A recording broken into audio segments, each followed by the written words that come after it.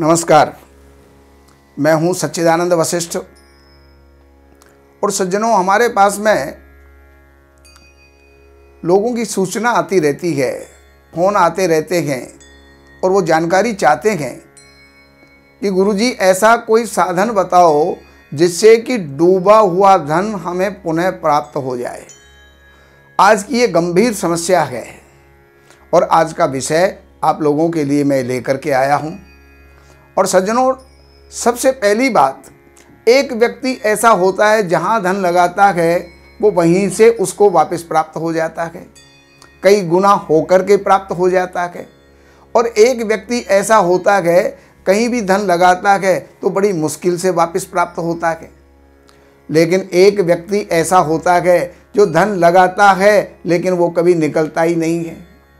भाई को दिया तो डूब गया, रिश्तेदार को दिया तो डूब गया, कहीं किसी भी व्यवसाय में बिजनेस के अंदर उसको लगाया तो वो डूब गया, वो बिजनेस नहीं चल पाया।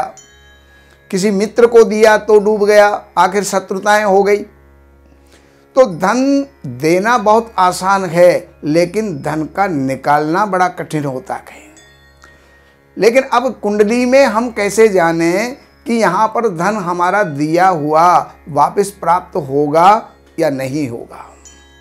तो इसके लिए आपको ये कुंडली देखनी पड़ेगी। और इस कुंडली में सज्जनों तुला लग्न है। और आप चीज़ ये देखिए कि धन का स्थान जो कुंडली में होता है वो दूसरा स्थान होता है। द्वितीय स्थान धन का स्थान होता है, कुटुंब का स्थान होता है, वाणी का स्थान होता है, आँखों का स्थान होता है। और द्वितीय स्थान का मालिक उसको हमें देखना पड़ेगा कि द्वितीय कहाँ पर है। अब यहाँ इस कुंडली के अंदर द्वितीय है मंगल, और वो मंगल यहाँ पर 12वें स्थान में बैठा हुआ है। सबसे पहली बात, जो भी पास का धन था वो बाहर चला गया। अब बाहर चला तो गया लेकिन अब वो वापस भी तो प्राप्त हो। तो यहाँ पर हमें इस कुंडली के अंदर ये भी देखना होगा कि द्वितीय की स्थिति क्या है।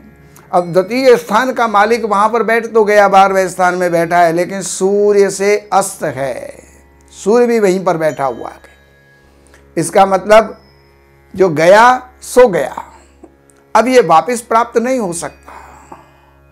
अब इसके लिए दूसरी बात और देखिए आप। चलो, वो संचित धन था जो चला गया, लेकिन लाभेश को देखें। लाभेश कौन है? तो यहाँ पर लाभेश है 11वां स्थान का मालिक। 11वां स्थान लाभ का होता है। तो लाभेश जो है सूर्य, वो भी बाहर में चला गया। ऐसी स्थिति में जो कमाया वो भी बाहर, पूर्वजों का अपना या जो संचित धन था वो भी बाहर। अब हम तो जो है ना ऐसे के ऐसे ही रह गए। तो वो धन जो भी हमारा था या हमारे पूर्वजों का था, माता पिता का दिया हुआ था, दादा परदादा का दिया हुआ था, वो धन भी हम डुबो बैठे, गंवा बैठे।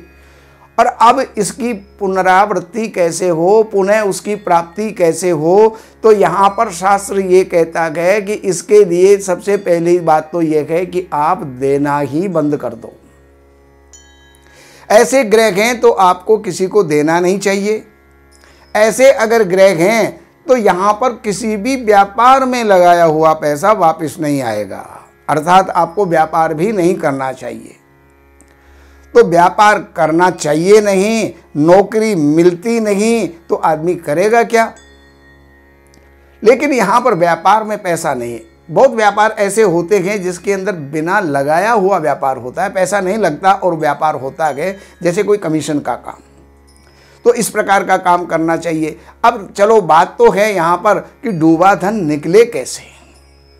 डूबे धन को निकालने की प्रक्रिया जो है यहाँ पर मैं आपको बता रहा हूँ। ये कुंडली आप देख चुके, लेकिन अब आपको पहली बात तो ये है, कुछ नियमों को आपको लिख लेना चाहिए।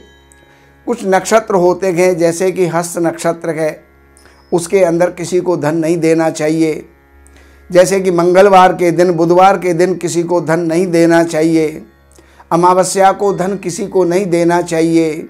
संक्रांति के दिन धन किसी को नहीं देना चाहिए। ऐसे बहुत से योगायोग पंचांग में आपको प्राप्त हो जाएंगे, लिखे हुए भी प्राप्त हो जाएंगे और ज्योतिषियों से भी आप जानकारी ले सकते हैं। लेकिन सज्जनों, अब समस्या है कि धन दे दिया, भूल से दे दिया, जान करके दे दिया, आवश्यकता में दे दिया, किसी रिश्तेदार को दे दिया, लेकिन वो प्राप्त कैसे हो? तो उसको प्राप्त करने के लिए भी शास्त्रों के अंदर कुछ नियम बताए गए, कुछ विधि बताई है। सबसे पहली बात, एक ये भोजपत्र लीजिए आप। ये भोजपत्र कागज जैसा होता है और ये एक पेड़ की छाल होती है। इस भोजपत्र के ऊपर आप ये यंत्र जो मैं यहां पर दे रहा हूं, इसके अंदर 16 खाने बने हुए हैं। 5 लाइन ऊपर और 5 लाइन जो है सीधी और 5 लाइन टेढ़ी बनी हुई हैं। इसमें 16 खाने बने हुए हैं।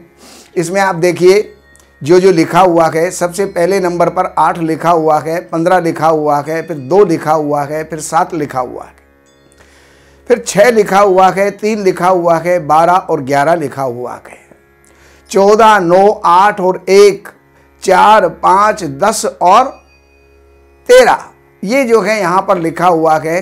इस यंत्र को आप बना लीजिएगा और इस भोजपत्र के ऊपर आप बना लीजिएगा।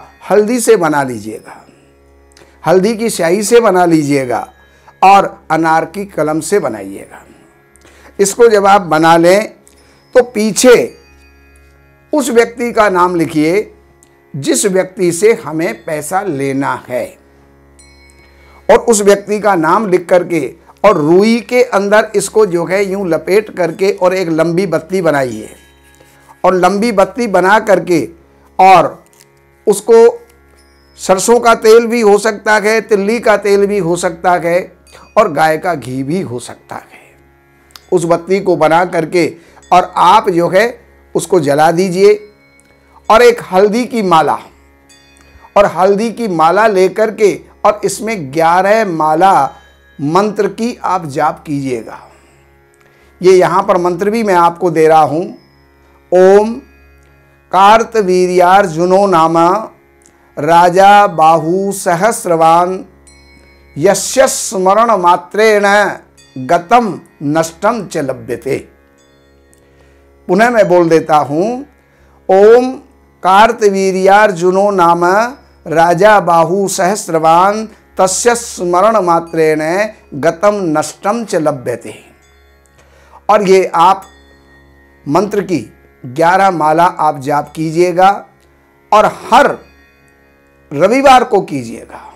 और रविवार को करने के बाद जब भी कभी किसी भी रविवार के दिन आपको मैं एक, आपने वो देखी होंगी कोडियाँ जो समुद्र से निकलती हैं, और ये कोडी है, ये जो है एक कोडी है, इसको कोडी बोलते हैं।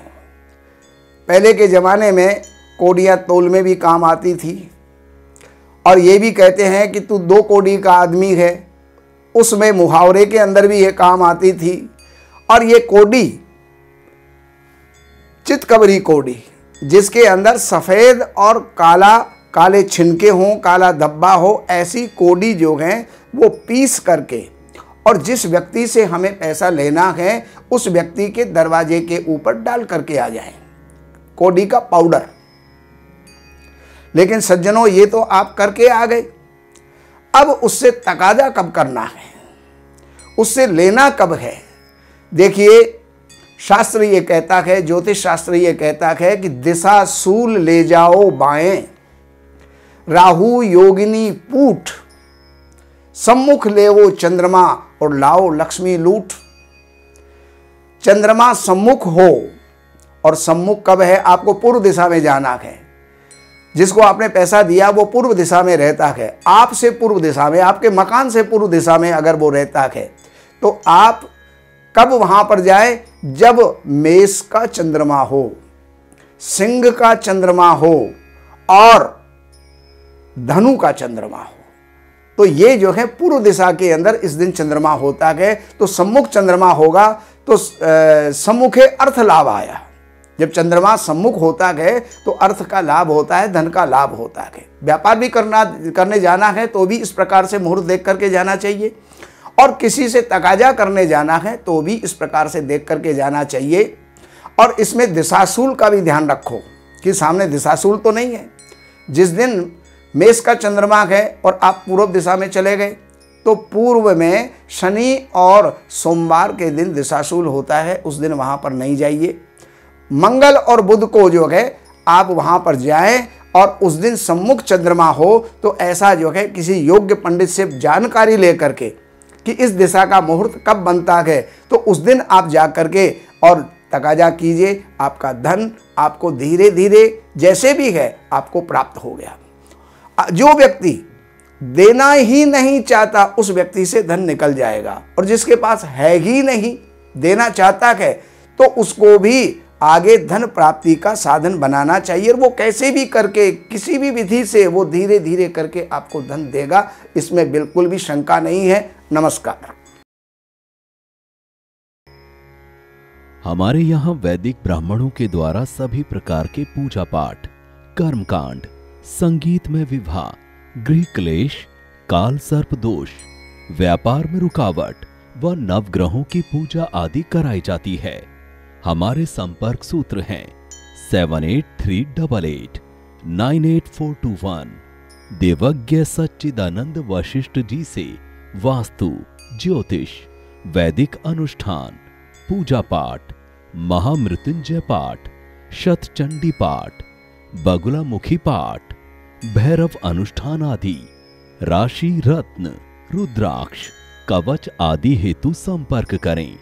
हमारे संपर्क सूत्र हैं 7838898421।